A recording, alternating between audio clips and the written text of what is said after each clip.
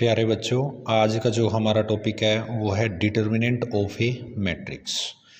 तो मैट्रिक्स की जब हम बात करेंगे तो हम 2x2 ऑर्डर की मैट्रिक्स का डिटर्मिनेंट निकालना सीखेंगे और 3x3 ऑर्डर की मैट्रिक्स का भी डिटर्मिनेंट निकालना सीखेंगे विद एग्जांपल। ओके, तो फर्स्ट ऑफ ऑल हम जर्नल मैट्रिक्स लेते हैं। जो मैट्रिक्स हमारी 2x2 ऑर्डर की जर्नल मैट्रिक्स होती है वो हमारी टाइप की होती है A11 1 2 2 1 2 2।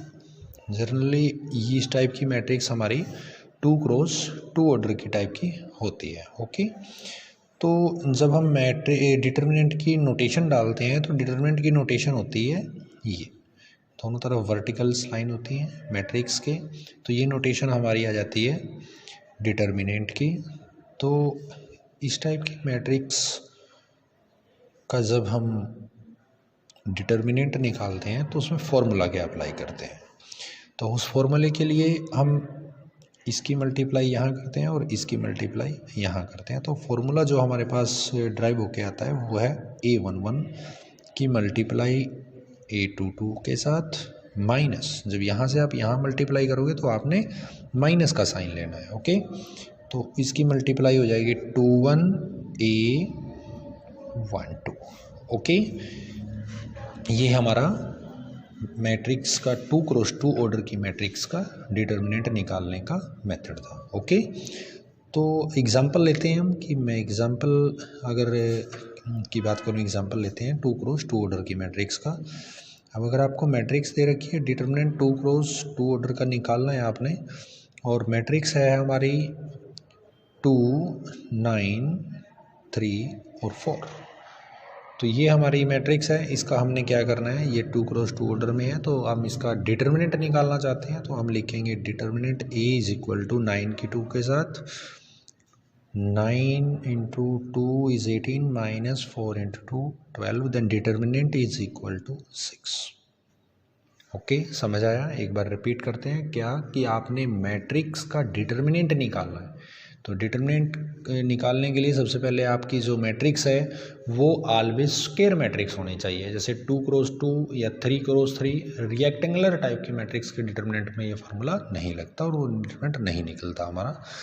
तो सबसे पहले मैट्रिक्स के रो इक्वल टू, ये कंडीशन होती है कि रो इक्वल टू कॉलम के होना चाहिए, तब हम मैट्रिक्स के डिटर्मिनेंट पे ये फार्मूला अप्लाई करते हैं 2x2 ऑर्डर पे।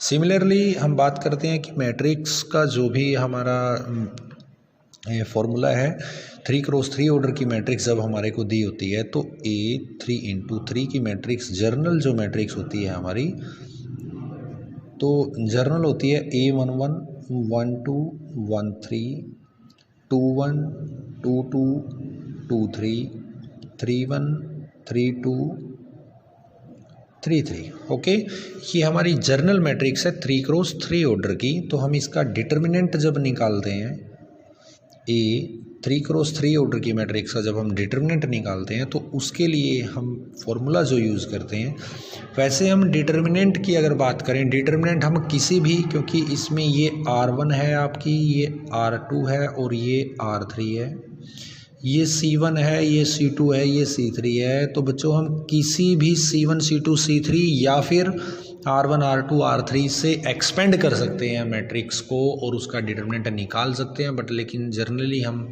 क्या यूज़ कर लेते हैं, R1 से हम इसका डिटर्मिनेंट निकालते हैं। तो R1 पे फॉर्मूला क्या यूज़ करेंगे, A11 किस में है, R1 में है और C1 में है। फर्स्ट रो छोड़ दो और फर्स्ट ही कॉलम छोड़ दो, जो बाकी एंट्रीज बची हैं उसको एक डिटर्मिनेंट में लिख दो 2x2 में। तो क्या बचा है, A22 23 32 33। उसके बाद जैसे ही आप नेक्स्ट एलिमेंट की बात करते हो जो कि A12 है, तो वहाँ आपने माइनस लगाना है A12। उसके बाद A12 आपका कहाँ है, A12 C2 में है और R1 में ही है, तो आपने C2 और R1 छोड़नी है। एक बार से दोबारा रिपीट करता हूँ कि क्या जो A11 जो दे रखी है, जो आप जो यहाँ पर एंट्री लिख रहे हो, उसी वो कहाँ है, वो किस रो में है और किस कॉलम में है वो छोड़ दो, बाकी जो 4 एंट्री बचेंगी वो आपने लिखनी है। तो जैसे ही हम इस R1 को छोड़ देते हैं और इस C2 को छोड़ देते हैं तो क्या बचता है, A21 A23 A31 A33, okay. उसके बाद प्लस A13 में क्या है, A13 में ये छोड़ दो RC3 और ये R1 छोड़ दो तो क्या हो जाएगा A21 22 31 32, ओके। अब क्या करना है आपने, सिंपली जो आपको यहाँ बताया है कि 2 क्रॉस 2 ऑर्डर की मैट्रिक्स का डिटरमिनेंट का फॉर्मूला जो है वो आपने यहाँ पे अप्लाई कर देना है। तो क्या हो जाएगा A11, तो यहाँ पर जब मल्टीप्लाई करोगे आप तो क्या हो जाएगा A22 A33 minus A32 A23 minus 1 2, इसकी मल्टीप्लाई क्या होगी A21 33 माइनस A23 और माइनस तो लगा दिया A31, ओके। और प्लस A13 पे क्या डालोगे A21 32 माइनस A31 A22, क्योंकि यहाँ पर ये स्टेप जो है वो 3 टाइम अप्लाई होता है यहाँ पर जो 2 क्रॉस 2 ऑर्डर की मैट्रिक्स का डिटर्मिनेंट है। तो हम यहाँ से इसको अच्छे से सीख सकते हैं कि इसकी मल्टीप्लाई यहाँ पे करनी है और इसकी मल्टीप्लाई जब इसके साथ करोगे तो साइन जो है बीच में नेगेटिव लगाना है। तो सिमिलरली यहाँ की मल्टीप्लाई यहाँ पे कर दी और ये जब इसके साथ मल्टीप्लाई किया तो माइनस, इसकी मल्टीप्लाई इसके साथ कर दी तो जैसे इसको इसके साथ मल्टीप्लाई किया तो माइनस, इसकी मल्टीप्लाई इसके साथ कर दी और इसको इसके साथ मल्टीप्लाई किया तो माइनस, ओके। तो अब इसको क्या करते हैं, इसको एक्सपेंड कर देते हैं A11 22 33 minus A11 32 23, okay.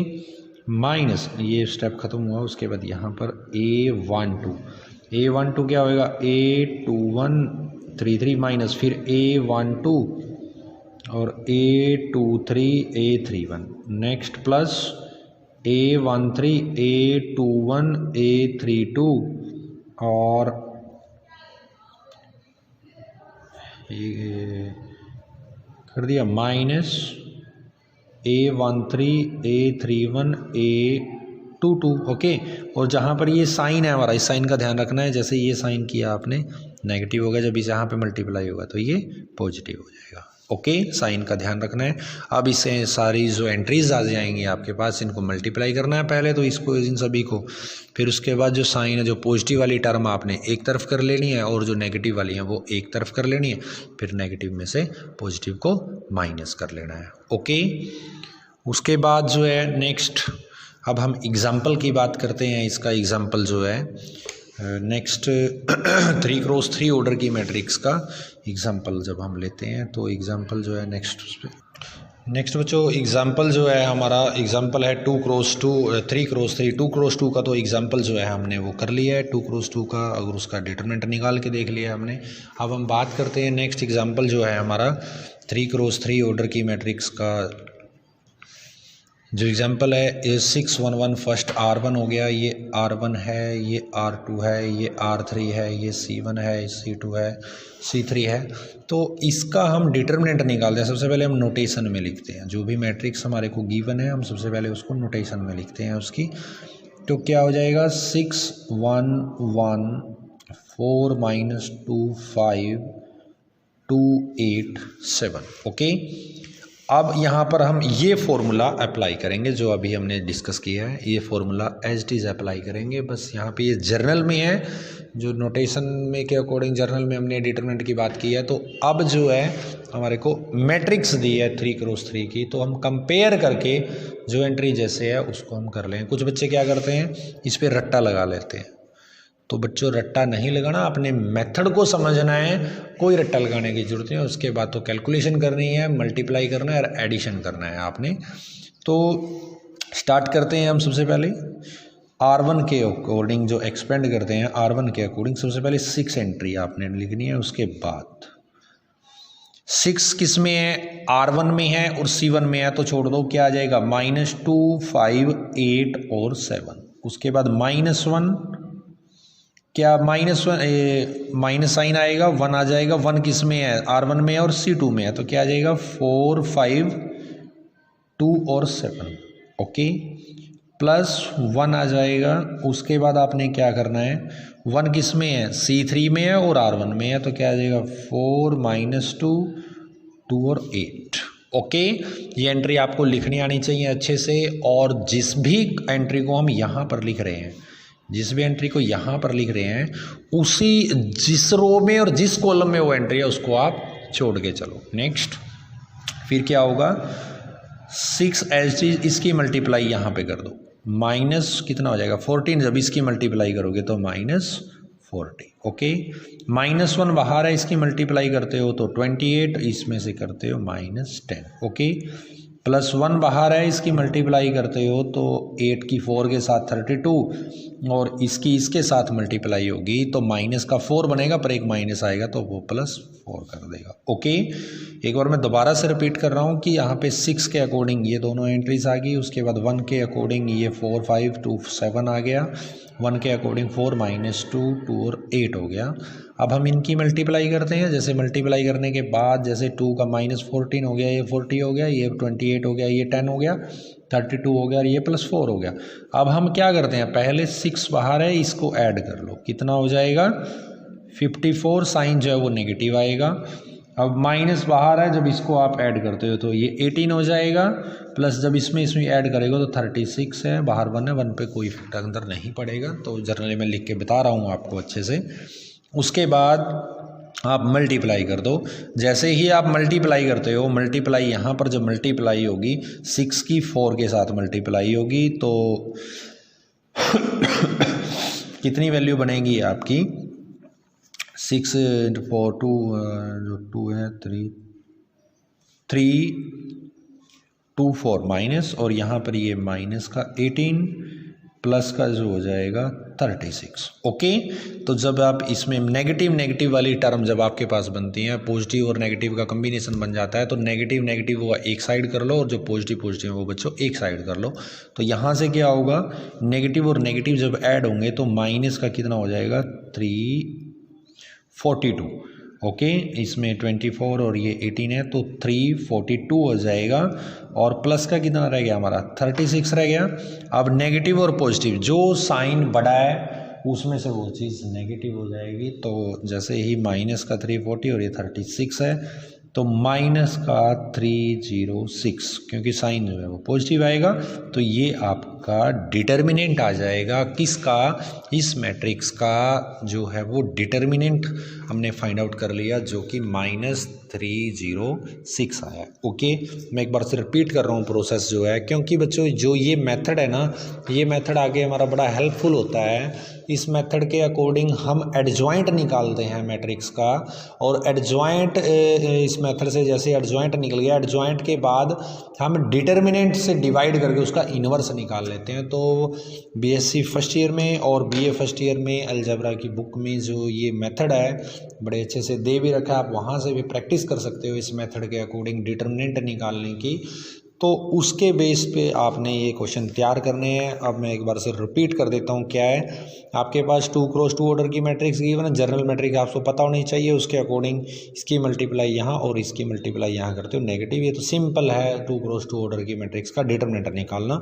Similarly 3 cross 3 order की इसका एग्जाम्पल मैंने बता दिया था। उसके बाद 3 क्रॉस 3 ऑर्डर की मैट्रिक्स का डिटर्मिनेंट है, उसमें जो मेथड दिया है आपको A11 ये फर्स्ट सेम रखना है, उसके इसी को छोड़ दो जिस रो में और जिस कॉलम में ये है, वो जो बाकी बचती है एंट्री, ये बड़ी हेल्पफुल रहेगी बच्चों आपके लिए। बात जो ये समझ रहे हैं आप, जैसे ही एडजॉइंट की बात करोगे, नेक्स्ट माइनर जो निकालते हैं हम, कोफैक्टर निकालते हैं, वहाँ पर भी ये बात जो है बड़ी हेल्पफुल करेगी आपको।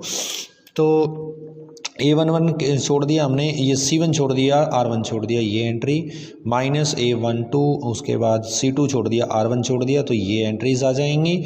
और नेक्स्ट A13 C3 छोड़ दिया और R1 छोड़ दिया, तो यहाँ पर ये एंट्री आ जाएंगी हमारी। तो इसके इस एंट्रीज के